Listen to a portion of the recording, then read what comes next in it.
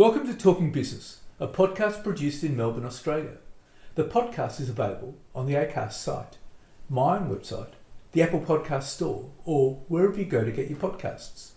Or you can get it at the Business Acumen website at www.businessacumen.biz. For the most exclusive access to leading economists and business leaders from around the world, subscribe to Talking Business from our website, leongettler.com. I am Leon Gettler. My job is to review and monitor the week's news in business, finance and economics. I bring it all to you every week. This is episode number 3 in our series for 2025, and today's date is Friday, February the 21st. First, I'll be talking to Jessica Leonard and Ashley Patocki, the owners of Sydney's The Afterglow, a self-titled automated glow studio. We'll talk about the challenges Australia's female entrepreneurs face, like, for example, getting funding from lenders who regard businesses run by women as high risk. Although they were the ones who talked to lenders, they needed to get their husbands to act as directors to meet the lending criteria, basically because they're women. And I'll be talking to Rabobank economist Michael Every about the impact of Trump's tariffs not only on China but the global economy. He says Trump's tariffs create a fractured, fragmented global trading system where the US is holding up its own roof and nobody else's. This will apply to China and other economies. It might be okay for the US, but there could be serious side effects. But first, let's talk to Jessica Leonard and Ashley Patocki.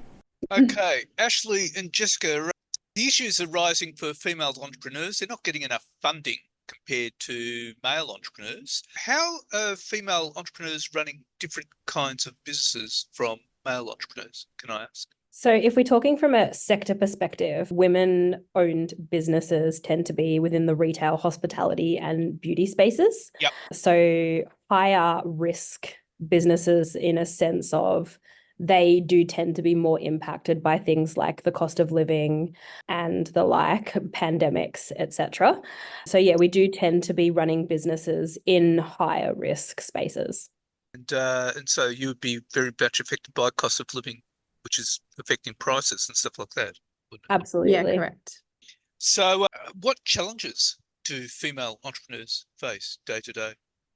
I think when it comes to funding, in particular, has been one of the biggest challenges is that some of the lenders don't understand the space that we're in particular the beauty industry with equipment we may need. I've often had to explain what equipment is to certain lenders and they automatically deem it as a high risk. Purely just because they don't understand it. Yeah, because they don't understand it. Really? Yeah. Correct. I mean, how difficult is that to explain?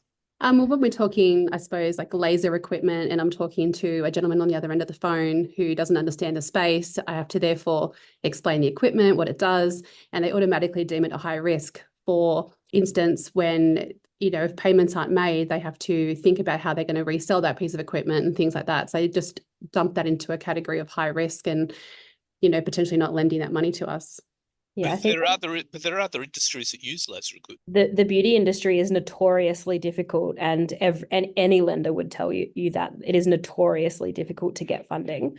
We did actually require assistance by our husbands who have no beauty industry experience whatsoever in order to be able to meet the funding criteria for our businesses. Really? Yes. Yep. And I've faced this. I've had a skin clinic for the past 20 years. And every time I need funding, I'm met with these same questions. So, and the 20 years of successful business running does not come into it. Okay. That's quite extraordinary. It is extraordinary, and it's not uncommon or unusual. So the Afterglow is a very new concept in that it's unmanned, it's automated, it's self-service. So it's new. And when speaking to lenders, when we initially wanted to get this off the ground, not only did we face that challenge of, this is a new concept, but it also that preconceived idea that beauty is notoriously difficult to fund. And they were their words. There's only, I think, 6 lenders out there that will actually fund. Yeah, is it? Yeah, actually fund equipment for the beauty industry. So, I mean, but you're talking it's unmanned, so it's automated. It is. Yep. In that instance, yes, it is. Yeah. So your costs would be very low. Yes, they are low in terms of, so the equipment itself, the startup costs are expensive. The equipment is expensive. The fit out was expensive. And, to make a space accessible without a person being there, that is expensive. So your startup costs are quite high. In terms of your day-to-day running costs, the consumables are still, I wouldn't say that they're negligent. They are quite significant in terms of, because there's a monopoly there in terms of it's new equipment. So you've only got one person selling you the solution for it, etc. So yeah, there are still significant running costs, but there are certainly, I think we've been really intelligent in the way that we have set this business up. And, we don't have to manage people. We don't No have wages. labor costs. That's Yeah. right. Yes. Yeah. Yeah. So you would have less costs than other businesses. Absolutely. In that instance, yes, less there are ongoing costs. different costs, but And fewer costs than businesses run by male entrepreneurs. in that specific scenario, yes. But we then, for example, Jessica owns a skin clinic. She has wages. She has every cost that a male industry. 5 staff members. We don't want to hold our intelligence against us just because we were extremely, smart in the way that we have set up that one specific business. Yeah. And whilst I am the CEO with Jessica, my husband is the director. Right. Okay.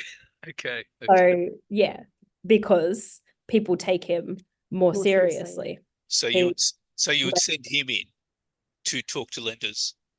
I actually myself did all of the talking to lenders, but my husband is the one who then, he was the one that was required in order to be able to actually meet the lending, funds, meet that criteria. Meet the criteria, yes. So they would deal with your husband, but not you as female entrepreneurs. Essentially, yep. Because you're women. Yep. Right. Okay. So are there more female entrepreneurs coming in now? We are definitely seeing a rise. 1 in 3 businesses tends to be owned by a female in new businesses. So we are certainly seeing a rise, and there are many factors that are seeing that increase. It certainly needs to continue to increase. I think there are many things that we can do from a governmental and societal level in order to be able to meet that need. But yeah. What sort of things are required to meet that need? More support at home. We are historically the ones that look after the children, keep the house, things like that. So having that more support at home, better access and funding with childcare. Yeah, and lenders to take us more seriously. Yeah. Right. Okay. So so that's what can be done to support them. Yeah, Definitely. I think from on a basis level, if we want to strip away all of the noise, if we were to have better access or, policy around childcare, for example, I think that would see the world of difference in terms of women not only owning businesses, but also in the workplace as well. I know in my situation, if I have a sick child, I'm the one that takes the day off work. Same with me. Yeah, right. And at the same time, you have to come home to tend the house and stuff like that. Make dinner. Yep. Make dinner. And even if I'm not the one making dinner, I'm the one that's deciding what he's making for dinner. And going to the grocery store and buying the food. The mental load, regardless of, the actual task is shared, the mental load, I think studies show that typically between 80 and 90% of the mental load within a family is held by the female. Right. Okay. Well, look, it's been great talking to both of you, and thank you very much for your time. Thank you so much. Thank you for having us. Thank you. And now let's talk to Rabobank economist Michael Every. Well, Michael, what's the impact of Trump's tariffs on China? Well, it's a very big question because we don't know what the Trump tariffs are yet. He's added 10% on top of the pre-existing tariffs, but he's talking about reciprocal tariffs, which are now under investigation and will be delivered on the 1st of April, which will be a one-for-one match for whatever that country imposes on the US. And crucially, that's going to factor in what we call non-tariff barriers. So paperwork and bureaucracy that lean against the import of goods, just the same as a tariff. And that can even include things like VAT, which isn't a particularly big issue in China, it is for others. But it means we don't know what the final tariff will be. Then he's also talking about specific sectoral tariffs. He's already got them on steel and aluminium. Now he's talking about bringing them in on autos and pharma and semiconductors. So that could impact China too. Then at the same time, on the 1st of April, this is all very boring, but I can assure you markets are not paying attention. At the same time, on the 1st of April, we also have the release of 3 executive order trade reports that were started when Trump first came in, one of which is supposed to assess why the US runs large structural trade deficits and what it can do about it, including universal tariffs. Now, apparently, these reciprocal tariffs might replace any conclusions there, but if not, we get universal tariffs as well. Also, and to look at the implications for national security for the US in terms of what it does and doesn't make domestically. That would affect China as well. And lastly, to reassess whether China should retain most favored nation trading status with the US. All of that's due April 1st. So when you ask me what is the impact, you tell me what the tariffs are going to be, and then I can try and tell you what the first order effect will be. And I stress first order because Trump is also putting these measures on just about everyone else. And that will change the pattern of global trade for everybody. And of course, that drags China into it again. China's also a major exporter to the rest of the world as well. It is. I mean, more so than to the US, proportionately, of course. But the long and the short of it is, I've just gone through some rather tedious, details there, which again, I assure you, most people in markets are not looking at. It's just buy, sell, and politicians aren't looking at it either, really, in the detail they should be. But the long and the short of it is this: Trump is either bluffing, and some people will say he is, or he's about to shake up the global trading system to a larger extent than we've seen since when the Berlin Wall came down. But this time he's doing it in reverse. And we have an entire generation of politicians and market traders, 2 generations of market traders who have no idea what that means. And so are just absolutely talking out of their backsides, trying to understand the implications of it. So the bottom line is no one really knows what will happen. Well, no one knows what will happen in terms of no one knows what the final tariffs will be. It's extremely clear to see what will happen if Trump isn't bluffing. Extremely clear. You can't quantify it within the econometric model. I don't know if those were ever any good, but they're certainly no good in the environment we're in now. But you can see with crystal clear clarity, and I've been saying it with crystal clear clarity for years, and people just don't want to listen. It takes the entire global trading system where we understand the pattern of who sells what to whom at what price, and nearly all of that trade, from raw commodities to finished products, is priced and traded in US dollars wherever it's sold in the world, and breaks it into lots of pieces. And then you have a fragmented, fractured global trading system. It's not in fact global anymore, it's regional to a large degree, and one in which the US no longer operates at the bottom of the pyramid supporting the whole thing, but basically holding up its own roof and nobody else's. And that's largely what would happen. That's appalling for China. It's appalling for many countries. It's very good for the US, although there could be some serious side effects. Well, everyone is saying that one of the issues with these tariffs is they'll cause inflation. Yeah, almost certainly. And, apparently that seems to be the greatest sin in history, so it can't happen. But Trump, I don't think, is going to listen, and he's going to press ahead with it. Now, there are ways to ameliorate that inflation.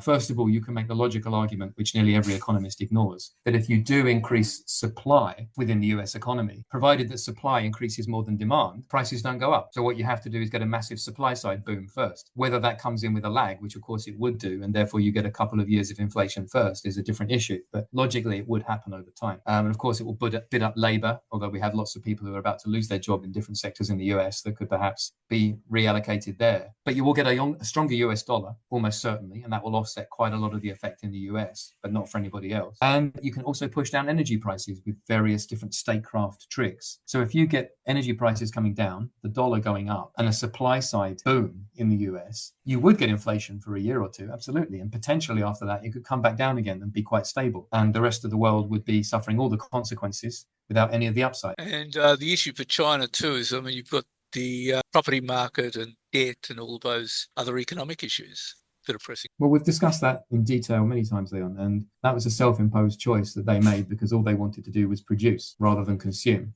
Well, that was the primary focus of the economy, to produce, not consume. But I have argued for years and years and years, and you've heard me say it here repeatedly. If regular listeners haven't, and I apologize, or maybe they haven't understood what I said, and that's on me if so. You can't have a political economy, an international political economy, where one country produces everything and the other one consumes everything, which is simplistically what the model was. It was always going to see the importer say, thank you very much, we want to produce something too. And when it does, it breaks down. So of course there are serious, ramifications there for China, negative ones. I mean, there are opportunities for it too if it knows how to play the game right. But for everyone who's a free trader, everyone who's a rules-based order fan, everyone who basically thinks like almost all the Australian establishment, I mean, literally the game just changed completely. You're trying to play what in Europe they call football, in North America they call soccer. You're trying to play that, and actually everyone around you is suddenly switched to playing Aussie rules. Yeah, you keep playing that game, and you just see how many bones get broken. That's actually quite scary. Well, yeah, and it's been abundantly clear it was going to happen for a very long time. But of course, so many people were comfortable with the system as it was, and as it still is, for the last few breaths of it, that they didn't want to make any changes. I mean, I've been writing economic papers on this for a decade, saying exactly this, spelling out how it would work, what the consequences would be, and just how important it would be for markets to try and grasp it. And everyone wanted to talk about house prices and rate cuts. So there you go. That's what you get. The issue too is that, if it causes inflation in the US, that becomes a global issue too. Of course it does. Yeah. I mean, of course, it's doubly bad because potentially what you have is inflation in the US, but it can moderate it, as I said, with energy prices and with the dollar and a supply side response. And abroad, you either have stagflation, so you've got lower growth and high inflation, which is pretty ugly, or depending on where you are in the value chain, you have deflation and depression. So we like to think that it's a global economy and that, if US does well, everyone does well.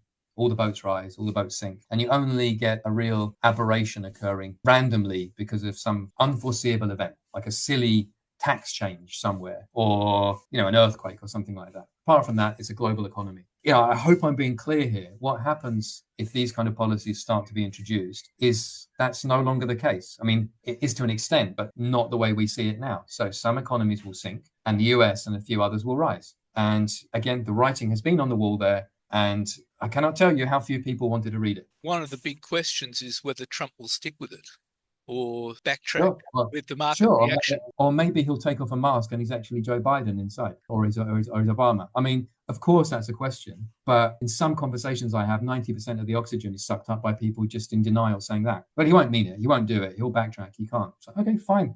Fair enough.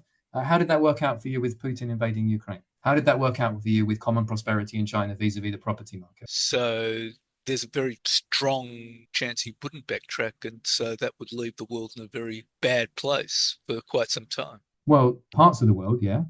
Other parts of the world, no. And America, it's a mixed picture. It could either be an inflationary boom and a golden era, a golden age, as Trump calls it, or it could be a real inflationary, stagflationary bust, at which point everyone suffers for it. So if you think of it from the position of someone outside America, either America does really well, and if you're outside the winner's circle, which will be very small, you only suffer the downside of that because their seesaw goes up, your end of the seesaw goes down. Or America attempts to do something very bold and brave, but it goes down in flames and everyone burns in the same flames. Those are your two choices if you take the big picture view. So the relatively optimistic one is it works. Well, if there's inflation in the US, the Fed would have to raise rates, surely. First of all, it depends on how the Fed operates under a Trump White House. For the moment, that's the case. And if so, yeah. And you can tell me as well as I can tell you all the follow-on consequences of a Fed which is on hold for now till the end of the year anyway. That's the market pricing and pretty much their language, but which may have to look at hiking when you've got the RBA and others still saying house prices under their breath and talking about cutting. What do you think that does to the Aussie dollar? What do you think that does to other currencies? What does that do to your inflation if the Aussie dollar goes down dramatically because you're targeting house prices, not inflation? Yeah. It's a real nitty-gritty one, and it's not pretty, as I said, unless you're in that US winner's circle. But the even worse example is if the US tries to do it and doesn't generate any growth, and everyone has a recession with high inflation. So I can understand completely. I am sympathetic to why people are in denial, don't want to understand it, or say he doesn't mean it. But if you're managing a balance sheet or a portfolio or a real business, I don't see denial as being much of a risk mitigation strategy, really. Bottom line, we could be in some very dark and unknown waters for the time being. Well, again, that's one way of putting it. It depends on one's position on the whole thing, because America certainly wouldn't see it like that. It's certainly unknown, but the knowns are unknown. It's not as if we are not 100% sure what the implications are. We understand what the implications are. We don't know exactly where the pieces of the puzzle will fall, but we know that the box is thrown up into the air. Right. And that's been abundantly clear. I mean, apologies if I keep hammering home the point. This is not new news. I am not shocked by this. I've been predicting it and talking about it and flagging it and dismantling it and repackaging it and trying to explain it to people for years, and they don't listen. So you can hear the frustration in my voice. And now the conversations are circling around, does he mean it? And I'm saying, well, let's presume he does. Go back and read the reports I was writing about it. And then what does it mean? Well, you can start factoring in, as I said, the difficult choices that means for third parties. So for Australia, of course, there are difficulties there. And I would say, above and beyond China. Now, are there opportunities? Yes, we're not talking about that.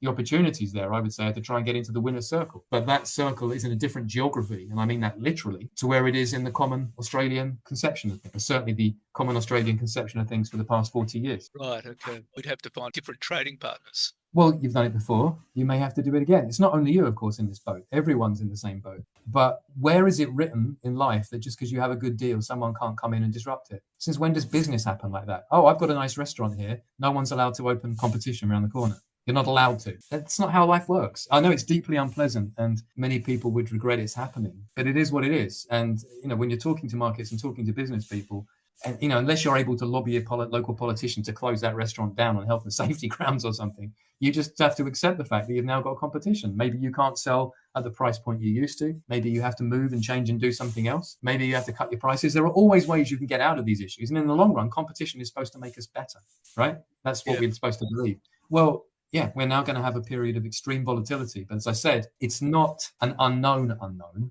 It's a known unknown. It's just that a lot of people don't want to know about it. A known unknown. Well, Michael, that's certainly something to consider, and let's talk again soon. Absolutely, and that April 1st deadline is ticking away towards us. So what's happening in the news?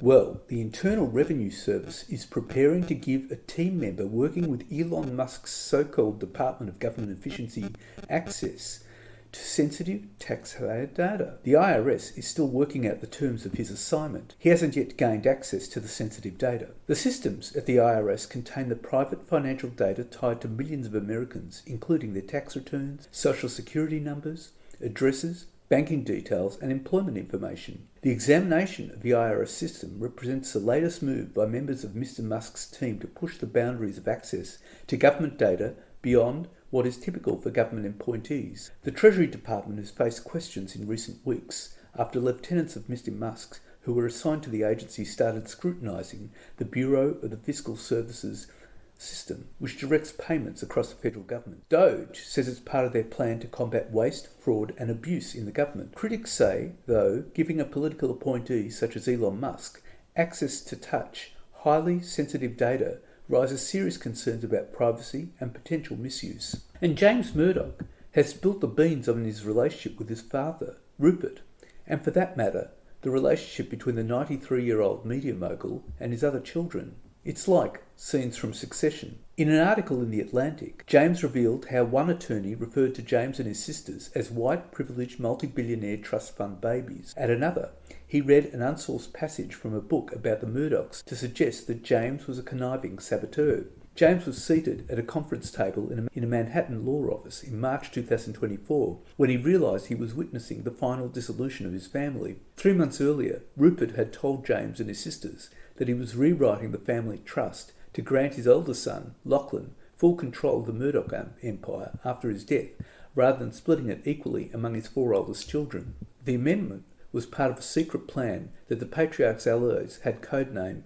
Project Family Harmony. Rupert's shocking decision was a climax of a succession battle that had pitted James and Lachlan, born just 15 months apart, against each other essentially their entire lives. Their older sisters, Prudence and Elizabeth, had never been serious contenders to run the business. He's a misogynist, James said of his father. Why was this happening? Because Rupert believed that he had no choice but to take aggressive action. He was 92 years old and was certain that James was plotting with his sisters to seize control of the family's companies as soon as he died, after which they would defang his conservative media empire and destroy his life's work. In the communications that emerged during the discovery process, James had learned how his father talked about him to the rest of the family, how calculated and manipulative he could be. When a packet of documents that James's lawyers had requested arrived from Rupert, it came with a handwritten note.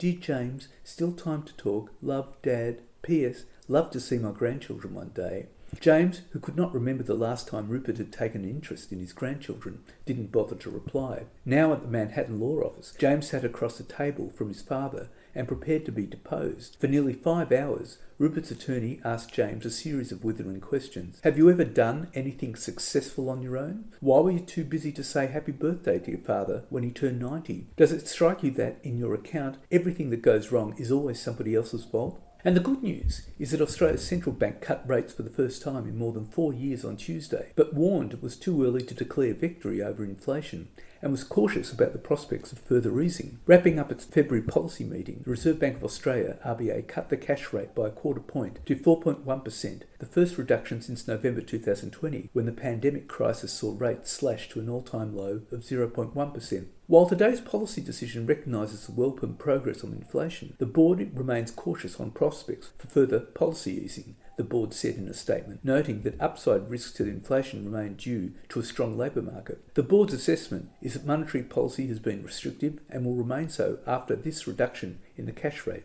RBA Governor Michelle Bullock pushed back on market pricing of 2 more rate cuts this year in a press conference. I want to be very clear that today's decision does not imply that future rate cuts along the lines suggested by the market are coming, said Bullock. The board needs more data that inflation is continuing to decline before making decisions about the future. And with Australia's ambassador to the United States, Kevin Rudd, working to stave off trade retaliation from the Trump administration, plans to threaten US tech giants such as Meta with hundreds of millions of dollars in Australian charges have been paused. Yes, it's the first shift in Australian policymaking following Donald Trump's election.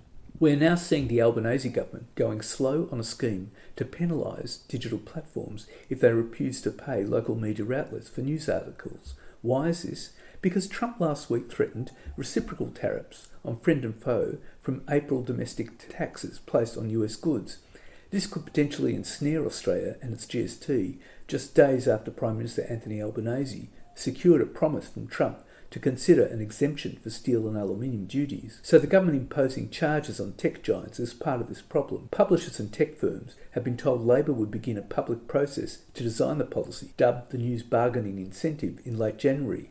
But now, the government has decided it will not move forward with the proposal until the debate on US tariffs died down. And former Foreign Minister Bob Carr has urged the Australian government to abandon Australia's deference to the United States, warning it is a woeful policy response to Donald Trump's radical agenda. Speaking on the sidelines of the Australia-Canada Leadership Forum, Carr warned that Trump's policies towards global trade and the rules-based international order were a tectonic shift that US allies are yet to properly respond to due to a state of shock. And Climate Change and Energy Minister Chris Bowen has slammed the Coalition's decision to quietly delay the final report of its own inquiry into household electrification. He said the opposition has put its political considerations ahead of policies that would likely drive down energy bills. Now, the opposition-led inquiry was set up in June 2023 after Liberal Senator Andrew Bragg pushed the party to consider the benefits of electrification.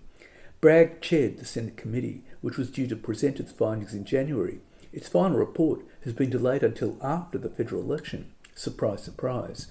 Proponents say if households switch from gas to electricity for cooking and heating and adopted rooftop solar, electric vehicles and home batteries, it would save them money and reduce the number of new power plants and transmission lines required to transition Australia's grid to clean sources of energy. And a damning Productivity Commission report has found that the Australian housing construction sector is only building half as many homes relative to the number of hours worked compared with 30 years ago. The report has called for faster planning approvals and fewer regulations.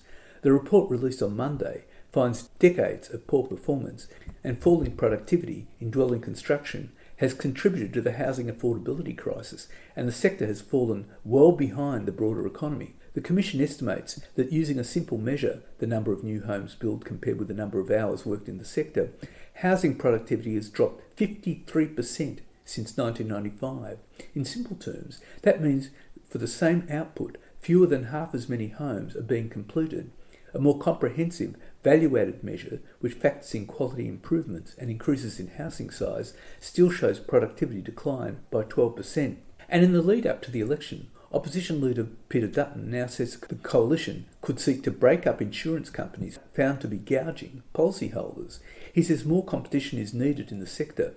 In an interview with Sky News on Sunday, Dutton said the coalition's divestiture policy, which threatens to carve apart big supermarkets and hardware chains as a last resort to combat price rip-offs, could be applied to big insurers. Dutton said there were a number of factors that had caused premium increases, including mitigation issues and reinsurance issues that were beyond Australian control. But insurers say they're making just a fraction of the returns from writing policies compared with a decade ago, as they defend themselves from Peter Dutton's accusations that consumers are being overcharged.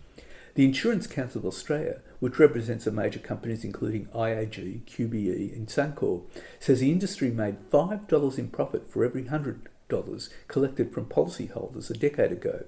That number, according to the Industry Association, is now $1.50. And as part of its election pitch, the Albanese government has declared that temporary residents will be barred from buying existing homes for at least 2 years. The Albanese government says it will also crack down on foreign investors hoarding land that could be developed into housing. Overseas investors have largely been barred from buying existing homes in Australia, save for limited circumstances. But the new policy will mean people living temporarily in Australia, either for work or study, will also be barred between April the 1st, 2025 and March the 31st, 2027. And the profit reporting season is continuing. BHP reported a half-year underlying profit of $5.1 billion, well below consensus estimates for $5.4 billion. Westpac's net profit declined 9% in the first quarter to $1.7 billion. For the 6 months through to December 31st, Bendigo and Adelaide Bank posted cash earnings of $265.2 million, a 1.1% drop on the prior corresponding period. Net profit tumbled 23% to $282.3 million. National Australia Bank reported $1.74 billion in cash earnings for the first quarter. It was a 2% drop in unaudited cash earnings and a 15% slide in net profit to $1.7 billion. ASX-listed business lender Judo Bank has reported a 70% lift in profits, topping $40.9 million. New Zealand Dairy Group A2 Milk's net profit lifted 7.6% to 91.7 million New Zealand dollars. BlueScope Steel's net profit fell 59% to 179.1 million, with underlying profit down 63% to 176.4 million. Property Trust, the GPT Group, has turned in a full-year loss, $200.7 million. Property developer Lendlease posted a net profit after tax of $48 million in the 6 months to December, as it swung from a loss of $136 million a year earlier. Rail haulage group Horizon's interim net profit fell 2% to $233 million. Infant and baby products retailer Baby Bunting has posted a 2.4% lift in interim sales to $254.4 million to generate a 45.3% leap in profit to $3.9 million, as a new growth strategy looks to have arresting decline earnings for the chain. Investment management firm Challenger's interim normalised net profit jumped 12% to $225.2 million.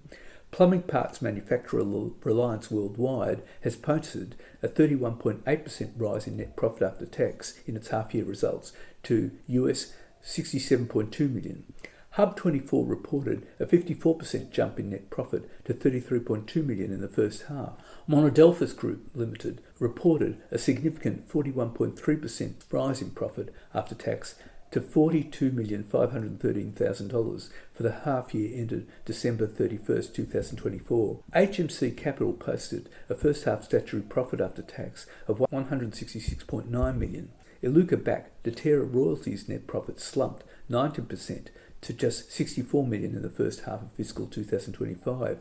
Infomedia posted an underlying cash EBITDA of $16.7 million, up 7%. Seek suffered a 28% drop in adjusted profit, which fell to $77 million. Property investor Dexus notched a statutory net profit of $10.3 million for the 6 months to December, swinging from a net loss of $597.2 million in the prior corresponding period. SG Fleet profit fell 9.8% to $41,063,000. ARB profit before tax was down 0.7% to $70.3 million. Chris Ellison's Mineral Resources has posted a loss of more than $800 million. Cleanaway Waste Management's EBIT for the 6 months to December came in at $195.2 million, up 12.2% from the previous corresponding period. dual-listed building products business Fletcher Building. Its NPAT before significant items fell 55% to 53 million New Zealand dollars. James Hardie Industries, the world's leading fibre cement maker, reported a 15% fall in its third quarter profit. It posted an adjusted net income of 153.6 million for the 3 months ended December 31st, compared with 779.9 million reported in the same quarter a year ago. The Lottery Corporation, the operator of Lotto and Keno, said profit before significant items declined 7.4% to $369.7 million. Iluka's net profit for the year to December fell to $231 million from $343 million. EBOS Group announced a net profit of $110,489,000, down 18.9%. Data 3's gross profit was up 10% to $143.6 million. Stockland's net profit after tax more than doubled to $245 million in the 6 months of December from the $102 million loss a year earlier. Vicinity Centres funds from operations remained stable at $344.1 million in the first half of the 2025 financial year. Tasmanian lender MyState has reported a profit plunge, down 8.9% to $15.9 million. Santos' profit for the 2024 year totaled $1.264 billion US dollars, that's 1.99 billion Aussie dollars, down on the 1.416 billion US dollars reported 1 year earlier, down 10%. Hansen Technologies' underlying EBITDA was down $26.9 million to $8.1 million. And that's it for this week. And next week I'll be talking to Dario Valenza, the founder of Carbonix, a Sydney-based startup that supplies drones for commercial use in the supply of power. And I'll be talking to Indeed economist Callum Pickering about Australia's latest jobs figures. For the most exclusive access to leading economists and business leaders from around the world, subscribe to Talking Business from my website, leongettler.com.